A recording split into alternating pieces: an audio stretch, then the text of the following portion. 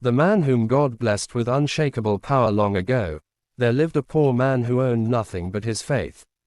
His clothes were worn. His house was small. Many laughed at him because he had no riches, no title, and no army.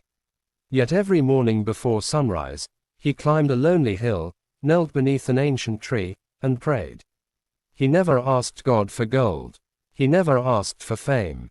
He prayed only, Lord, give me the strength to master myself before I try to master the world. Years passed. Life tested him without mercy.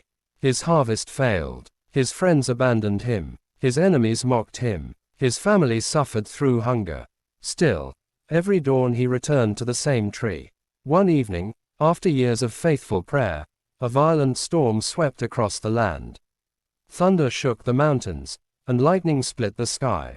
Villagers hid in fear, but the man remained beneath the tree. The wind roared around him. Rain poured over him. He closed his eyes and whispered, "If you are with me, no storm can move my spirit." Then the storm suddenly became still. A brilliant light broke through the clouds, filling the hill with warmth.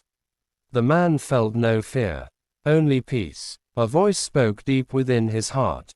"I will not remove every battle from your life. I will give you the strength to stand through every battle." From that day, everything changed. Not because he became the richest man. Not because every problem disappeared. But because God had given him something greater than wealth, an unshakable spirit. People noticed. When others panicked, he stayed calm. When others argued, he spoke gently. When others sought revenge, he chose wisdom. His peace became stronger than the anger of kings. One day, a proud warrior challenged him. "I have defeated hundreds of men," the warrior said. "Can you defeat me?" The man smiled. "I have already defeated someone far stronger." The warrior laughed. "Who?" The man placed his hand over his heart. "My own pride." The warrior lowered his sword. For the first time, he understood that the greatest battle is not fought with weapons. It is fought within the soul. Years later, a terrible drought struck the land. Rivers dried. Fields turned to dust. People lost hope. The man gathered the villagers beneath the same ancient tree. He said, "Do not measure God's goodness by today's hardship. The darkest sky often prepares the brightest sunrise." His words gave the people courage. They worked together instead of giving up. They shared what little they had. Months later, rain finally returned. The land became green again.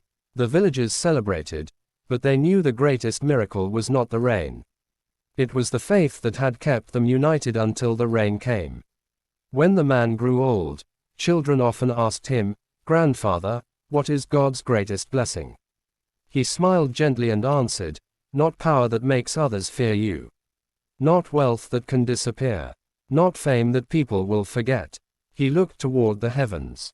Then he said, "God's greatest blessing is a peaceful heart that remains steady in every storm." When your heart belongs to God, nothing in this world can truly defeat you. The old man closed his eyes with a smile. His life became a legend, not because he conquered kingdoms, but because he conquered himself. And generations remembered his wisdom.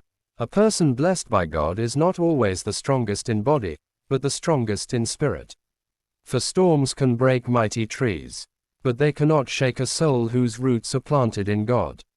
Moral. True power is not the ability to control the world.